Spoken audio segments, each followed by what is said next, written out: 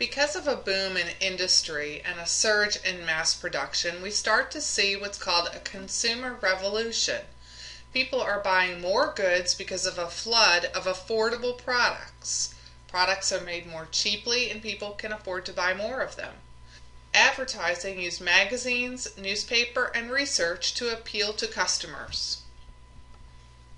People began to buy goods using the installment plan. This is a system of credit where one would pay a down payment with the idea that they would pay the rest later. So buying on credit. Due to this, the stock market experiences a bull market, or a period of rising stock values. Wanting to make a quick profit, people would buy stocks using credit, and this is known as buying on the margin.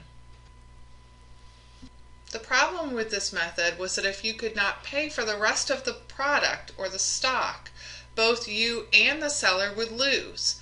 This is a very risky strategy. You can think of this in terms of a credit card. If you put too much on your credit card, more than you can possibly pay back, both the seller, the person you bought the products from, and you lose. Okay, you can't pay, and the seller loses the money.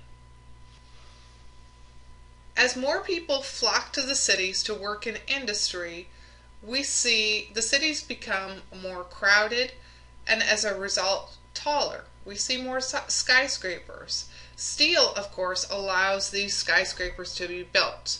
And an example was the Empire State Building in New York City.